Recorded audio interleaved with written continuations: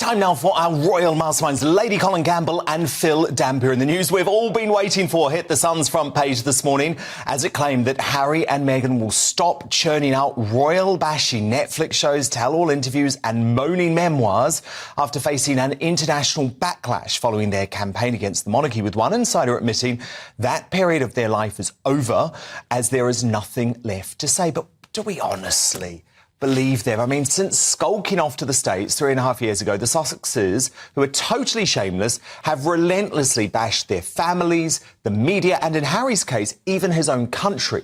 So it'll certainly be interesting to see how long they manage to keep those Montecito lips zipped. I mean, Lady C, this is all they've got. I'm sorry, I know it might be their intention. I know it might be the intention of their new agents, but I think there are more chances of pigs flying around the world than Harry and Meghan stopping slagging off the royal family. Well, you know, Dan, I've been saying it ever since she appointed William Morris Endeavour, that they told her that she had to stop being so negative. Nobody wants to hear all of that nonsense. It's ruined their brand. It's, if she wishes to phoenix-like rise from the ashes of the conflagration that she and Harry created, she needs to leave all of that negativity behind. So I've been saying it ever since she appointed William Morris Endeavour, because I was told it by somebody very closely involved with the whole process. And so finally, we're hearing that they're going to leave it behind. Let's see for how long, because now that they know that negativity doesn't work, are they going to be able to come up with any positivity? I mean, is a rat ever able to perform like a brain surgeon? I mean, Phil Dampier, sorry, oh my goodness, I've got only one Philip on my mind tonight. Huge apologies. You don't want to be called him. Sorry. Phil Dampier. Look, I think what Lady C's saying is that they want to keep on slagging off the royal family. They've been told not to because it's not good for their credibility. However, Harry's in court next week. He's just going to continue speaking out, isn't he? Because this is one of 5 court battles that he's continuing to fight. I tell you what, Dan, good evening. I've been called a lot of things in my time, but never Philip Schofield. But anyway, no, I think if this story is true, I think you, me and Lady C deserve a pat on the back, don't we? Because we've been telling him to put a sock in it for years. I mean, but Matt Wilkinson's a very good reporter. He's got some very good sources. But whether this is going to last or not, as you say, I don't know. I mean, if they run out of money, and one lawyer estimated last week that these court cases might cost them $20 million, or might cost Harry $20 million, they're going to want to go back in there, aren't they? And I find it, as we discussed last week, I find it very hard to believe that Meghan's not going to write a book, and any publisher who publishes her book is going to want her to talk about the royals. So let's see what happens. I mean, I will be delighted if they've left it behind, if they start to do positive things, if he concentrates on the Invictus Games and she concentrates on some charities and some positive things. I will be delighted. I'll be all for it. But as you say, we'll have to wait and see. It feels very unlikely. Now, Lady C, historic day on Tuesday. Programming note, you'll both be with me then for a special edition of the show, Harry's Evidence, the Verdict. But is it possible, Lady C, that by going into the dock, by being cross-examined by the Mirror's lawyers, this is the first time a royal has done that since the 19th century, Harry could end up committing perjury? Because we have seen a very long history of him lying over the past 3.5 years, Lady C. Well, yes, I mean, it is possible, but he wouldn't be the only person who's got up in a civil action and told a whole load of lies. It's almost expected. You know, I don't mean to sound cynical, but I mean, anybody who's familiar with the court process knows that practically every guilty person lies. And everybody who has an unjust axe to grind lies.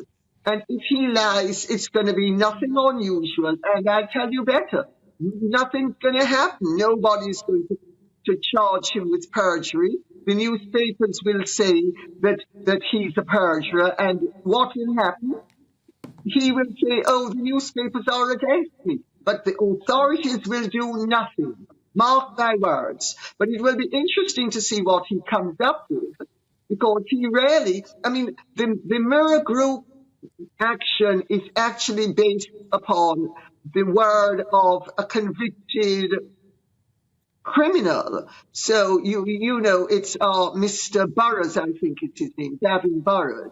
He's a jailbird. Oh yeah, totally. I don't think the case stacks up. I don't think the case stacks up in any way. But it's interesting, Phil, because I said earlier in the week I don't think Harry's going to be treated just like any other witness. Lady C seems to be hinting at that too. Do you think it's possible there'll be celebrity justice here, where Harry gets special treatment because he is a member of the royal family? I'm not so sure. I think once you're in that witness box, there's no hiding place. I've been in a witness box myself, and it's not a very pleasant experience. And once a top lawyer gets his teeth into you, there's nowhere to hide. So I think it's going to be very difficult for him if they start confronting him with various things he said. I don't know how he's going to sort of counter it. So I don't think he's going to get particularly different treatment. It's going to be fascinating next week. Absolutely fascinating.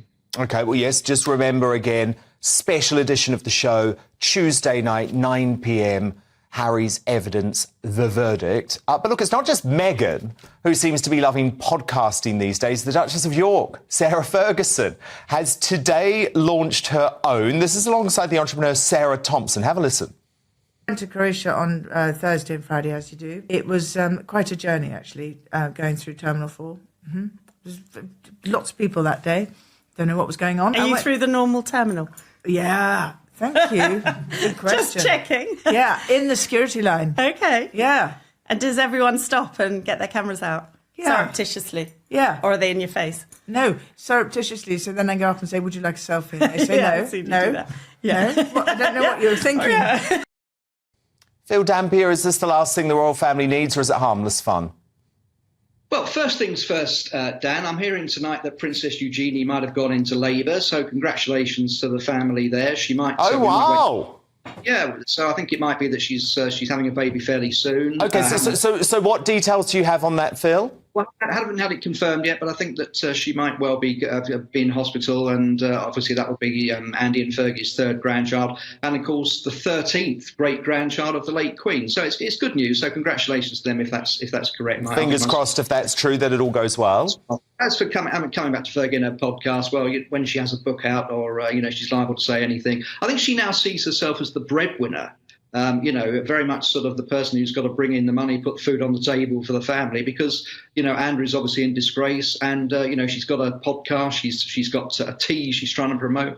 I'm sure there'll be other projects in the offing, and, good luck to her. I don't think she would have done a lot of this while the Queen was still alive. But she probably thinks she's got nothing left to lose, and certainly as the King wanted to evict them from Royal Lodge and go and live in Frogmore Cottage, they probably think, well, let's make hay while we can. Lady C, is there much tea actually being spilt in this podcast? Is there anything that would concern King Charles? Well, the reality, of course, is that Sarah has never actually criticised the royal family. No, she ever. hasn't.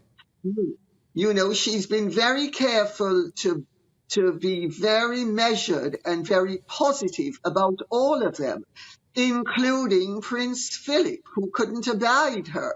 So I think in fairness to her, she does chat a lot, but she doesn't really say anything negative about the family. She doesn't give away any secrets. She's not indiscreet. She's not vicious.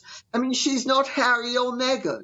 So if she wants to go about it and put some jam on their bread, I say good luck to her, It's also going to be very anodyne and I would imagine rather boring.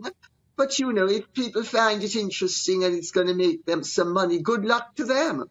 Nothing like our segments with my Royal Masterminds, Lady Colin Campbell and Phil Dampier, which are the opposite of anodyne and boring. And I love that. Some happy news from Phil Dampier, hearing that Princess Eugenie is in labour tonight. So fingers crossed, hope that all goes well. And we will speak to you both on Tuesday.